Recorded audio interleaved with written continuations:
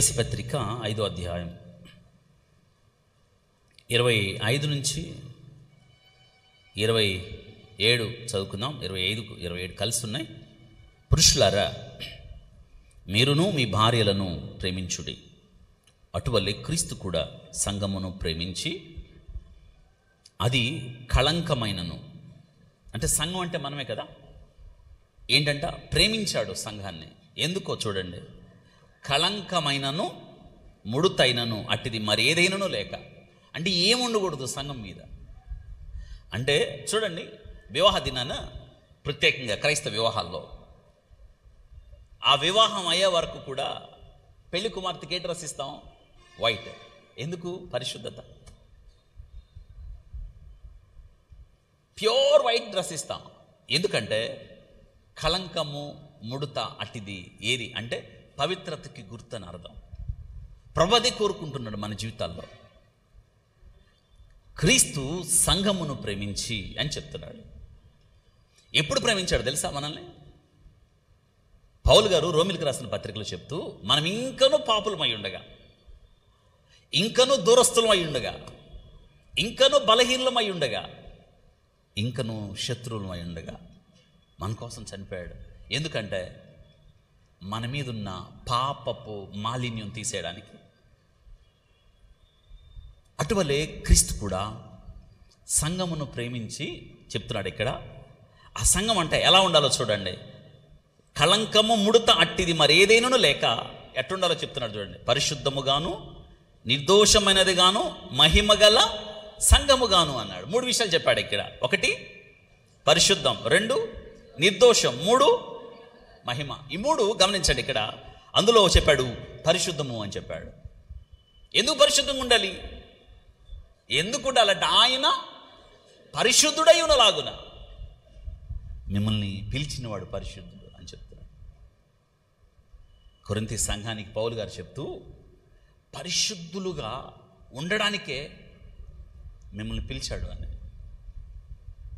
తప్పైన కుమారుడు తిరిగి వచ్చినప్పుడు ప్రశస్త వస్త్రం అంటే వాడి వస్త్రాలు ఏమైనాయి? ప్రశస్త వస్త్రం. అర్థమవుతుందా? పరిశుద్ధంగా అని చెప్పాడు. పరిశుద్ధం అంతే. యేసుక్రీస్తు ప్రభులో ఉన్న గొప్ప ఆధిక్యత, ఆయన దేవుడు. ఎందుకంటే ఆయన పరిశుద్ధుడు. ఈ పరిశుద్ధత ఎవరిలో లేదు, అందుకే ఆయన దేవుడు. క్రీస్తు ప్రభు పరిశుద్ధత ముందు ఎవరు నిలబడలేకపోయారు. దేవుళ్ళుగా చలామైన వారు పాపంలో ఉన్నారు, పాపంలో బ్రతికారు, పాపంలో చచ్చిపోయారు. అందుకే దేవుళ్ళుగా ఉండడానికి వారు అర్హత లేకుండా పోయింది. కానీ యేసుక్రీస్తు ప్రభు దేవుడు. ఎందుకంటే నాలో పాపం ఉన్నదని మీలో ఎవరు? అక్కడే చెప్పాడు. అక్కడే ఆయన పరిశుద్ధుడు. ఆయన ఈరోజు చాలామంది యేసుక్రీస్తు ప్రభువుని ఏవేవో అంటూ ఉంటారు కదా.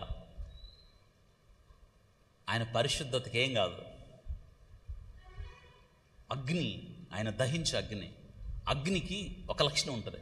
ఏంటంటే అగ్నిలో నువ్వు దేన్నన్నా కాల్చు, అగ్ని శుద్ధి చేస్తుంది. కానీ దీని మురికిన అగ్ని మాత్రం అది ఆయన అగ్ని, దహించు అగ్ని. ఆయన కన్జూమింగ్ ఫైర్. ఇదిగో ఏం చెప్తున్నాడంటే నిర్దోషము, దోషము లేకుండా, వేలెత్తి చూపకుండా, అబ్బా అలా బ్రతకాలి మనం. ఇంకో మాట చెప్పాడు అక్కడ, మహిమగల మహిమగల సంఘం. మన సంఘం ఎలా ఉండాలంటే ఆయన మహిమను కలిగి ఉన్న మనం ఆ మహిమను లోకానికి చూపించాలి. చూపిస్తున్నామా? ఎప్పుడు చూపిస్తాం? ఆయనతో సంబంధం కలిగి ఉన్నప్పుడు. ఎప్పుడు చూపిస్తాం?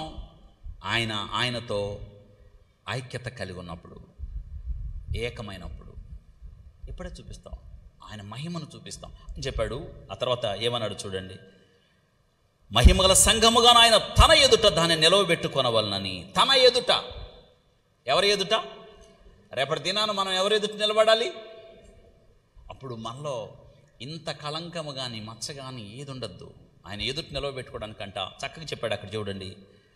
చూడండి నిలవబెట్టుకుంటకు వాక్యముతో ఉదక స్నానము చేసి దాన్ని పవిత్రపరిచి పరిశుద్ధపరచుటకై తన్ను తాను దాని కొరకు, సంఘము కొరకు తనను తాను ఎంత జరిగిందండి. నిన్నంట నన్నంట సంఘముగా చేర్చి చోటు కూర్చి ఆయన ఎదుట నిలవబెట్టుకోవడానికి, వివాహం చేసుకోవడానికి తనను తాను అప్పగించుకొనెను. యేసు రక్తము ప్రతి పాపము నుండి నిన్ను నన్ను కడిగి, అందుకే మనం ఏం చెల్లించగలం? కాపాడుకోవాలి, పరిశుద్ధతను కాపాడుకోవాలి, లోకములో ఉన్న ఏ కళంకం మనల్ని అంటకుండా కాపాడుకోవాలి. నిర్దోషమైందిగా మహిమగల సంఘముగా ప్రభు పెళ్లి కుమార్తెను చూచి పెళ్లి కుమారుడు చెప్పండి, పెళ్లి కుమార్తెను చూచి పెళ్లి కుమారుడు సంతోషించున్నట్లుగా చెప్పండి. పెళ్లి కుమార్తెను చూచి పెళ్లి కుమారుడు నిన్ను చూచి ఆ పెళ్లి కుమారుడు ఏమవ్వాలి? ఎప్పుడు సంతోషిస్తాడు? ఇదిగో మడత కానీ కళంకము కానీ లేనిదిగా. వింటున్నారా? కాబట్టి ఆ పరిశుద్ధతను కాపాడుకుందాం, ఆత్మతో సత్యముతో ప్రభుని ఆరాధిద్దాం.